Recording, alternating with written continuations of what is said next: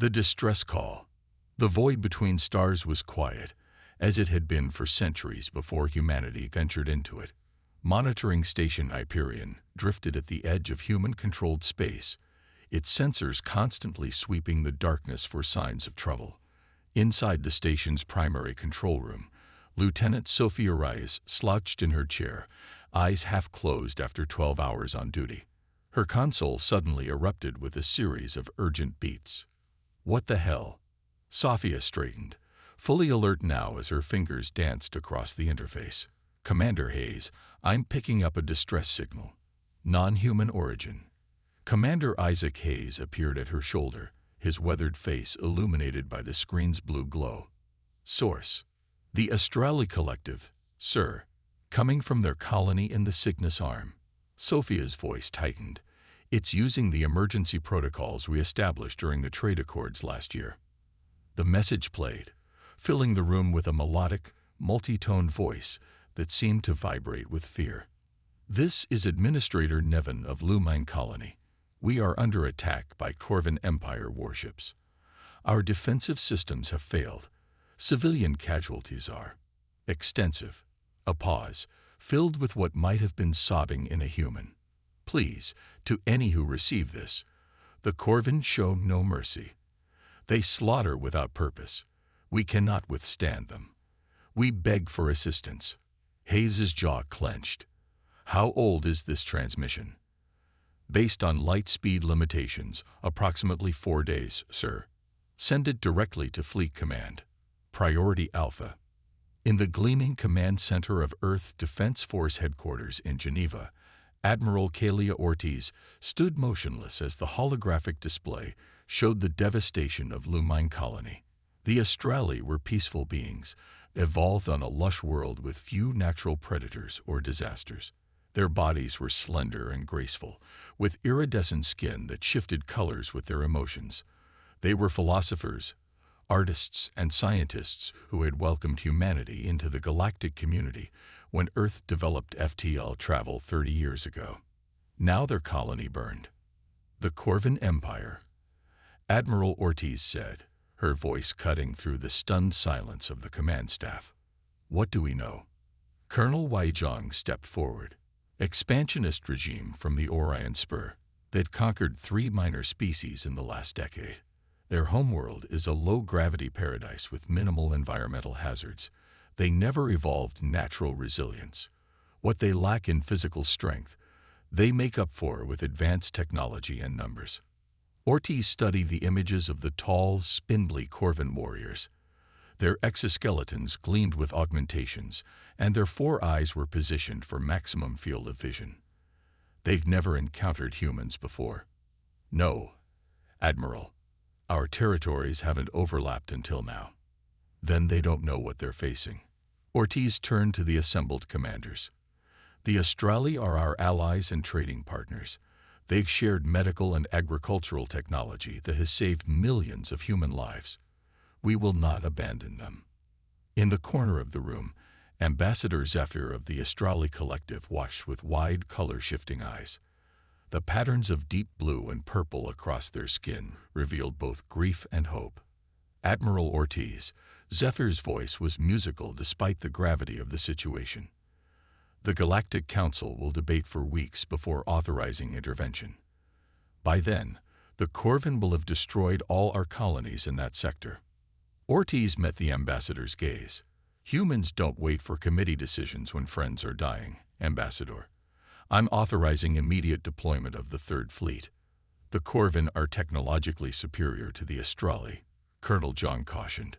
But they've never faced Deathworlders before, Ortiz replied. Her smile held no warmth. They've never fought a species forged by Earth. Captain Maya Chen stood on the bridge of the EDF Relentless, the newest and most advanced dreadnought in humanity's arsenal. At 42, Chen had survived 3 interstellar conflicts and wore her battle scars with pride, including the cybernetic right arm that had replaced the one she lost during the Proxima Rebellion.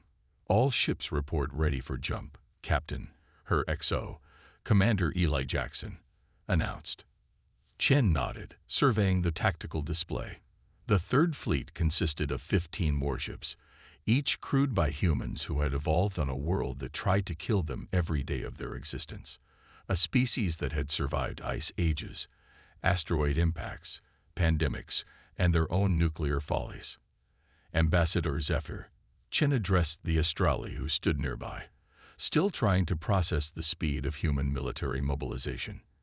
I need to warn you, our methods may seem excessive to your people. Zephyr's skin rippled with shades of gray. Uncertainty. The Astrali have avoided conflict for 10,000 years, Captain. We've forgotten how to fight. That's why you have us. Chen replied simply. Open a channel to all ships. Chen's voice carried across the fleet. This is Captain Chen. Our mission is clear. Respond to the Astrali distress call with overwhelming force. The Corvan Empire has made a critical error in judgment. They believe that because the Astrali are peaceful, they are without protection. She paused, her eyes hardening. We are about to correct that misunderstanding in ways they cannot imagine. We jump in 5 minutes. As the human fleet prepared to enter the Fold Space jump point, Lieutenant Commander Darius Ward stood in the observation lounge, watching the swirling energies gather. The tactical officer had been studying everything they knew about Corvan technology. They've never had to fight for survival, he murmured to himself. Never had to adapt to radiation, extreme gravity, or atmospheric toxins.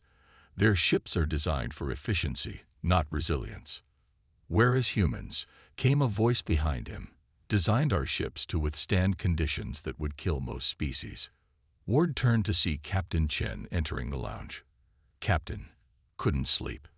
Never do before a fight. Chen moved to stand beside him, her cybernetic arm gleaming in the Fold space light. What are you thinking, Ward?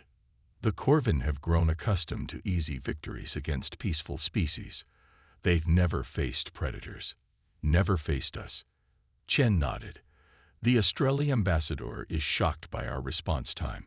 Said their government would have debated for months before taking action. That's the difference, isn't it? Ward replied. Deathworlders don't have the luxury of hesitation. On Earth, hesitating meant death. The captain's expression hardened. The Corvan are about to learn what it means to provoke a species that evolved as both prey and predator. A species that survived a planet that tried to exterminate it for millions of years. She checked the time. 1 minute to jump. Throughout the fleet, humans strapped into acceleration couches designed to withstand forces that would crush most alien physiologies. Their ships were built like their bodies, redundant systems, excessive durability, designed to function even when damaged. Ambassador Zephyr observed with fascination as the humans prepared for battle with practiced efficiency. The Astrali had never witnessed a military response of this magnitude, certainly not mounted for the sake of another species. You truly believe you can defeat the Corvan? Zephyr asked Chen as the captain returned to the bridge. We don't fight to match our enemies, Ambassador, Chen replied, strapping herself into the command chair. We fight to overwhelm them. The Fold space drives engage, ripping holes in reality as the Third Fleet leaped toward the distant colony and the enemy who had never faced humanity's wrath. In the Lumine system, the Corvan Armada moved methodically through its conquest protocols. Their sleek, angular ships bombarded the remaining Astrali settlements, while ground forces processed the population. The Corvan commander, Supreme War Leader Vexnar, observed from his flagship with cold satisfaction. The Astrali resistance had crumbled within hours, as expected from a species that had evolved without the need to fight. An alert sounded on the command deck. Supreme Leader, our sensors detect multiple Fold space ruptures at the system's edge, reported his science officer. Identify, Vexnar ordered, his 4 eyes narrowing. Unknown configuration. 15 vessels of varying classes. The officer paused, confused. They appear to be accelerating directly toward our position at maximum thrust. Vexinar's mandibles clicked with amusement. Another soft species coming to die for their friends. Tactical display. The hologram showed 15 ships moving in formation at speeds that seemed reckless, even suicidal. No cautious approach, no attempt at communication. Just raw velocity and purpose. Curious, Vexnar mused. Hail them. Before his communications officer could act, the unknown fleet split into 3 attack groups and increased speed again, pushing drives beyond any safety parameters the Corvin would consider rational. Supreme Leader, his tactical officer's voice carried an unfamiliar note. Alarm. These ships are built to withstand stresses that would tear our vessels apart. Their construction suggests Deathworlders, Vexnar finished, the word carrying a weight of ancient instinctual fear. Stories of species evolved on harsh, unforgiving worlds were dismissed as exaggerations by modern Corvin. But now, the human fleet's message came through on all frequencies, broadcast in perfect Corvin language. This is Captain Maya Chen of the Earth Defense Force. You have attacked our allies. You have one opportunity to surrender unconditionally and withdraw from this system. There will not be a second warning. Vexinar's mandibles clicked rapidly, the Corvin equivalent of laughter. They think to threaten the Empire. Deploy the defense screen. Show these humans how the Corvin respond to ultimatums. As the human fleet closed the distance, the battle that would redefine galactic power was about to begin. The reckoning. The void between the opposing fleets shimmered as the Corvin defense screen activated, a barrier of energy designed to disintegrate incoming projectiles and diffuse energy weapons. It had proven impenetrable against the limited defenses of the species they had previously conquered. On the bridge of the Relentless, Captain Chen watched the screen flare to life. As expected, she said calmly. Tactical, are our systems tracking the emitter nodes? Lieutenant Commander Ward nodded. Yes, Captain. The Corvin are using a distributed network, 12 primary nodes across their fleet. Execute Maneuver Theta, Chen ordered. Deploy the kinetic penetrators. Across the human fleet, launch bays opened to release thousands of small projectiles, simple tungsten rods with minimal guidance systems. The Corvin defense screen flared brilliantly as the first wave impacted, vaporizing the projectiles. Supreme War Leader Vexnar observed with satisfaction. Primitive kinetic weapons. Is this the best these Deathworlders can offer? His tactical officer wasn't as confident. Supreme Leader, the humans continue to accelerate. Their vessels are now operating at 9.8 times our maximum sustainable G-force. Vexinar's 4 eyes blinked in sequence, a sign of disturbed thought. Impossible. The biological stress would. They're designed for it. The officer interrupted, forgetting protocol in his alarm. Their ships, their bodies, they're built to endure conditions that would kill us instantly. The second wave of kinetic penetrators hit the defense screen, then a third. The barrier held, but power fluctuations rippled through the Corvin fleet as their generators strained to maintain the energy field against the relentless barrage. They're testing our defenses, analyzing the response patterns, the tactical officer warned. This isn't a primitive attack. It's a calibration exercise. On the Relentless, Ward studied the data flowing across his screens. Defense screen fluctuating at nodes 3, 7, and 11. Their power grid can't sustain this level of continuous operation. Chen smiled grimly. Deploy Phase 2. The human fleet suddenly split into multiple attack vectors, executing maneuvers that would have killed most alien species as inertial forces peaked at levels that would liquefy Corvin biology. The kinetic penetrators continued, now targeted precisely at the weakening nodes in the defense screen. They're going to breach. The Corvin tactical officer shouted as alarms blared across the command deck. The defense screen collapsed in a cascade of energy feedback that disabled 3 Corvin vessels instantly. Before they could regroup, the human fleet was among them, weaving through their formation with a precision that defied Vexinar's understanding of physical limitations. Return fire, he ordered, his composure cracking. All weapons. Corvin energy cannons lashed out, scoring direct hits on several human vessels. The strikes would have vaporized ships from any other species they had encountered. Instead, the human warships absorbed punishing damage and continued fighting, their redundant systems and compartmentalized designs allowing them to function despite injuries that would cripple other vessels. How is this possible? Vexnar demanded as the battle dissolved into chaos around him. No species can withstand such punishment. In the medical bay of the Relentless, Dr. Ilaritin, an Astralis scientist who had been rescued from an outpost earlier in the conflict, watched in fascination as injured human crew members were treated. Despite broken bones, burns, and lacerations, they insisted on returning to their posts as quickly as possible. "You should rest," she told a technician whose arm was being set in a cast. The woman grinned through her pain.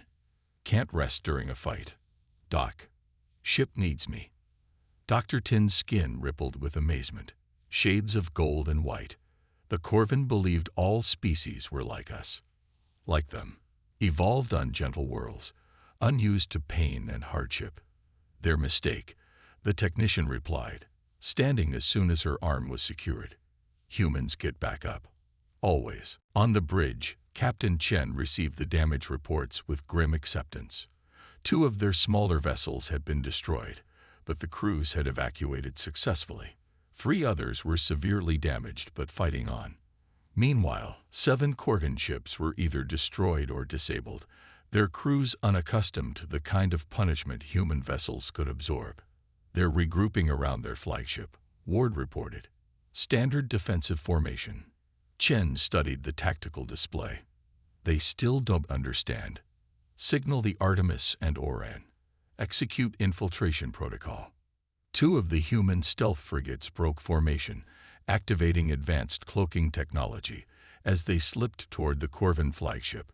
Aboard the Artemis, Commander Layla Santos led her strike team through final preparations. Each soldier wore battle armor that would seem impossibly heavy to most alien species, designed for the children of a high-gravity world. "Our objective is clear," Santos briefed her team. "The Corvin are holding Astralis scientists on their flagship, researchers developing medical technology that has saved countless human lives. We're bringing them home." The infiltration was brutal and efficient. Human soldiers moved with a speed and strength that terrified the Corvin defenders, who had never faced opponents who could simply ignore environmental hazards that would stop most species. The Corvin ship's atmosphere was deliberately maintained at pressure and composition that would incapacitate most attackers.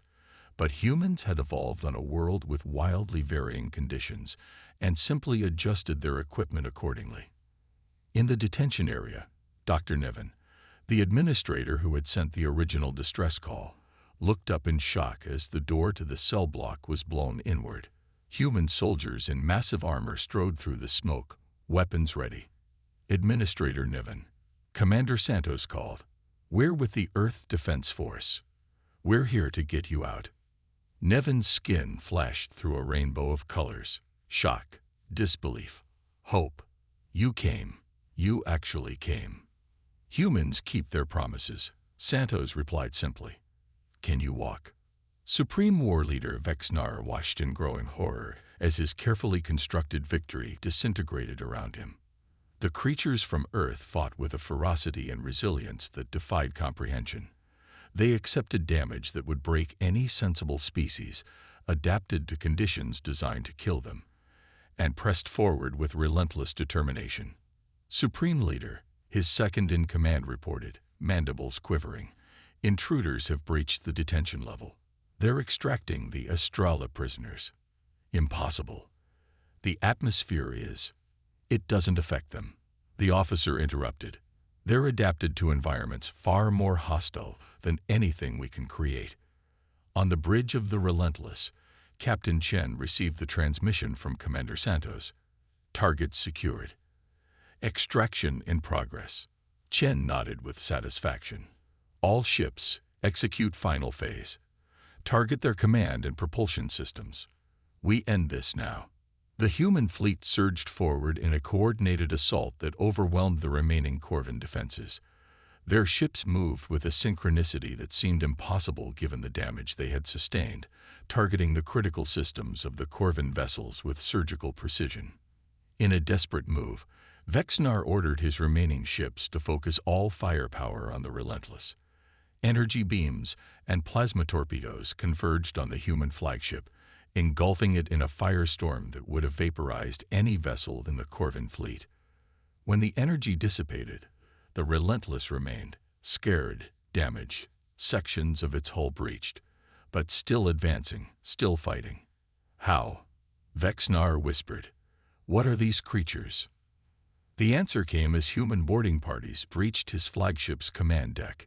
Captain Chen herself led the assault, her cybernetic arm gleaming as she strode through the shattered entrance. Supreme War Leader Vexnar, she announced, her voice carrying across the now silent command deck. Your fleet is destroyed or captured. Your ground forces are surrounded. This ends now. Vexinar's mandibles clicked rapidly. Fear, not laughter this time.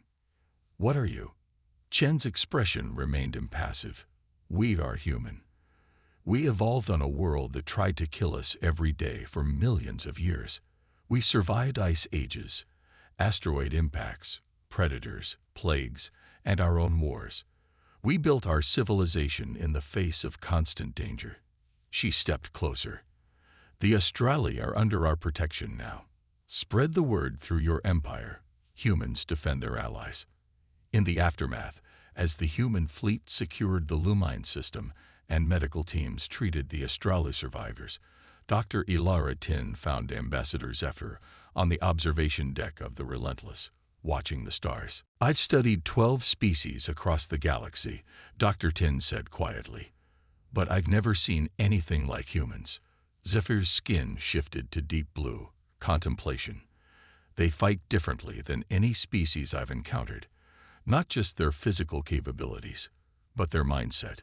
They evolved as both prey and predator, Tin observed. They understand vulnerability and power in equal measure.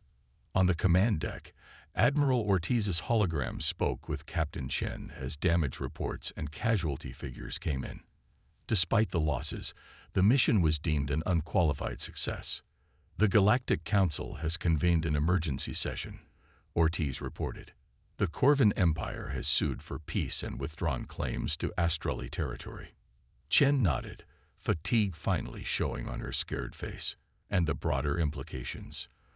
The galaxy is reassessing humanity's role, Ortiz replied with a thin smile. We've been upgraded from interesting newcomers to forces to be reckoned with. Several minor species have already approached Earth about mutual defense agreements. They're afraid of us, Chen observed. They should be, Ortiz said, but they're more afraid of being without our protection. That's the legacy of this operation, Captain. The galaxy now understands that humans defend their friends, no matter the cost. In the medical bay, Administrator Nevin approached a human technician who was repairing equipment despite her injuries. I must understand, Nevin said, skin rippling with curiosity. Why did Earth send its fleet? Why risk your lives for us? The technician looked puzzled by the question. You were in trouble. You asked for help. She shrugged as if the answer was self-evident. That's what humans do. As news of the conflict spread across the galaxy, species that had dismissed humanity as just another civilization emerging from its cradle began to understand the truth. The children of Earth were different. Forged by a world that had tried to kill them at every turn, they had developed a resilience and determination that terrified and inspired in equal measure. They were Deathworlders, and they had arrived on the galactic stage. In the vast, cold darkness between stars, word spread quickly. Do not threaten those under human protection. It wasn't just that humans were formidable warriors. Many species could claim that distinction. It was the humans fought differently, with a ferocity born of evolution on a world that demanded adaptation or death. But most importantly, it was the humans fought for others with the same determination they fought for themselves. As Ambassador Zephyr later wrote in his memoirs, the galaxy feared humanity's strength, but came to treasure their loyalty. In humans, we found not just protectors, but the embodiment of what all sentient life aspires to be. Beings who rise above the limitations of their origins to extend compassion beyond their own kind. The Corvan Empire never again ventured near human or astrally space. They had learned what many would discover in the coming decades. The children of Earth might have evolved as survivors in a merciless world, but they had chosen to become something more, guardians of those who could not protect themselves.